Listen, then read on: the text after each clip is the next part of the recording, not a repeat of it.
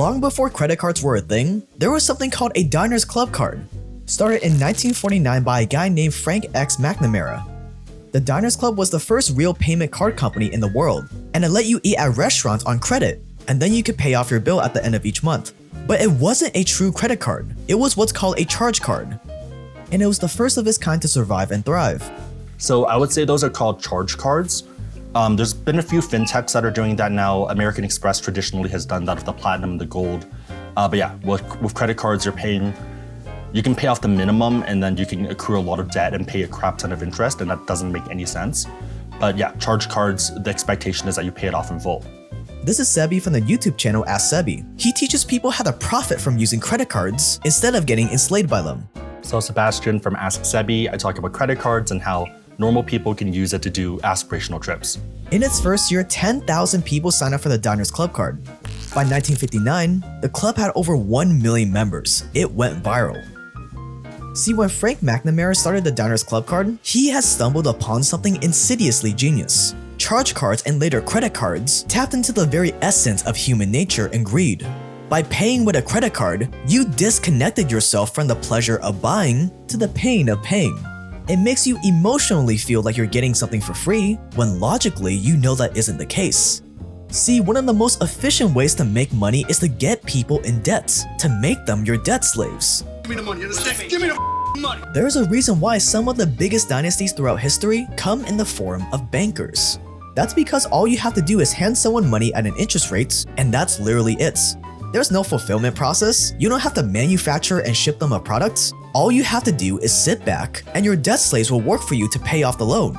Ideally, you would either want them to take out an incredibly large loan, like a mortgage for a house, so they're trapped in that loan for half or all of their life, or you would want them to have an insanely high interest rate, so that even if they only have a tiny bit of debt, they would still be caught in a vicious cycle for life, which would obviously trap poor people the easiest. And credit cards became the perfect vehicle for doing so. It allowed you to apply the same psychology that traps people into giant loans like for a house, but with everyday purchases. I mean, look at it, it's just a piece of plastic. It's so innocent and pretty. It's just one purchase that I can't afford right now, I'll pay it off. Until they don't. And before they know it, they've racked up so much credit card debt that they can barely afford to pay off just the interest every month. And that's exactly how things played out. Today, the average American adult has 3 credit cards, with the average balance of over $5,500, while the credit card companies have hauled in over $176 billion in income in 2020 alone. This is how credit cards became the modern-day loan sharks. What do you think I am, some financial institution? Oh no, you're right. We just need to go to the bank and then... Holy cops, you're talking crazy. Stop it now, will you? Listen, you got money for that commercial, you commercial. You don't got my money. You don't got my money. This video is about the dark side of credit cards. However, I'm actually a huge fan of them. I own 5 credit cards myself, and I have never paid a single cent in interest to credit card companies. So if you play your cards right, you never buy what you can't afford, you always pay off your credit card every month, you can reap all the perks they give you for free without becoming a sucker.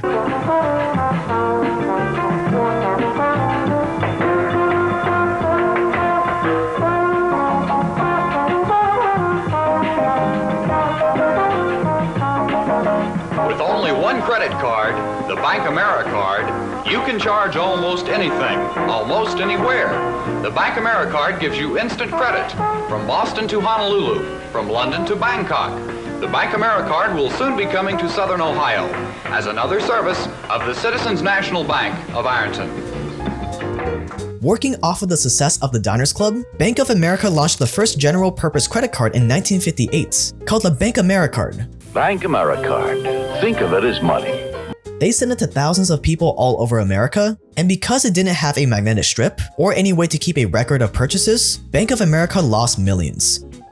Back in the day, credit card fraud was ridiculously easy, but even though they lost money, they gained a massive customer base. Bank AmeriCard, today's way to pay. By 1966, the idea behind the credit card was so popular, Bank of America started licensing it to other banks. Then a merger in the 70s created Visa, and the credit competition was officially on. By the 80s, most credit cards came with a magnetic strip. This opened up the floodgates for more and more banks to jump on the bandwagon and offer their customers their own credit cards. People loved it. they were spending money that wasn't theirs. Along with other factors, household debt in the US started skyrocketing. The business model worked perfectly, but there was still something missing: profits. At the time, these credit cards were only charging 4 to 5% interest compared to today's average of over 16%. Sure, banks were making modest money off of the interest they charged, but in most cases, they were legally barred from raising rates higher. They needed a way to charge people more for using credits. They needed to turn this new genius tool that made people think that they could buy stuff for free into a loan sharking tool. And by the late 80s and early 90s, they finally found it.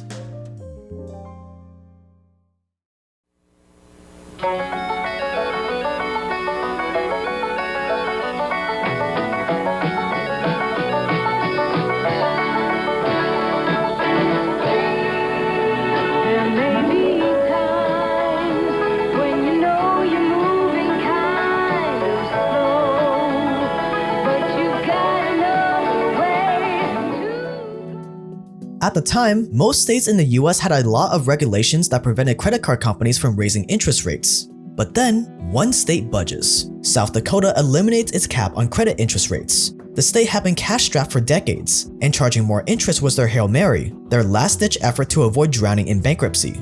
And it got even better for credit card companies. Just a few years later, the US Supreme Court passes the Marquette decision, allowing banks to export their interest rates to other states. This was incredibly important, because it meant that if a bank was based in South Dakota and had an interest rate of 25%, they could charge that same percentage all over the US, regardless of the interest rate laws in the other states. Effectively, the interest rate cap in other states became meaningless. Suddenly, all the banks wanted to move to South Dakota, and because they could charge a lot more interest, they started offering credit cards to everyone. College students, young adults, the unemployed, everyone gets a credit card. But if you were one of these more risky individuals, you would just have to pay an insanely high interest rate that could keep you trapped for life. It got to the point where Citibank was one of the most profitable businesses in the early 2000s. Then the Supreme Court passes another decision, called Smiley. It removed the last bits of regulation on late fees and interest, and basically gave banks free rein to rake in the money. The results? Things like 36% interest rates, or changing clients' interest rates at a moment's notice. A 36% interest rate meant that if you took 2 years to pay back a $10,000 credit balance, you would actually be paying the bank over $14,000 and around $590 every month. Most people can't afford $600 a month and end up being trapped for much longer. Even people who never missed a payment suddenly found that their interest rates had almost tripled. But there was pretty much nothing they could do about it, and the credit card companies were just getting started.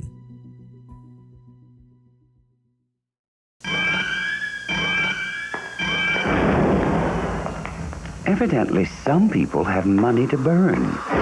Why else would they pay an outrageous fee to carry a simple credit card when they could carry the Discover card, the card that charges no annual fee, yet pays cash back on every charge, which means it puts money into your pocket. Instead of burning a hole in it pays to Discover. By the 2000s, credit card usage had doubled, even in low-income households.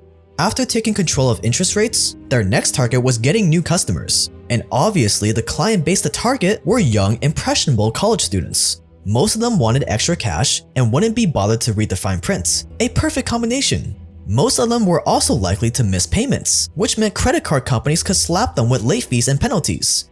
A credit card company's worst nightmare is a customer that pays off their debt every month because they get all the benefits without paying the interest. What they really want are the revolvers, people who can't afford to pay back their debt, so the amount of money they owe just gets bigger and bigger. American credit card companies were starting to look like high-class loan sharks. They would hire teams of lawyers to write their contracts, then bury hundreds of loopholes in the fine print. These loopholes gave them the power to raise interest rates even if you missed the payment on another creditor's loan, choose public holidays or weekends for payment due dates so there was a greater chance your money would arrive late. They would even advertise going paperless to save the environment, when the reality is they know most people aren't likely to read the fine print in an email. Looking for even more customers, credit card companies started offering attractive rewards and cashback rewards for using their cards. They will offer 0% fees for the first 6 months to a year to get you used to missing payments and not feeling the pain of getting charged interest until it becomes a habit. And they even lowered their minimum payment from 5% to 2%. Small, one card. Visa. Makes sense.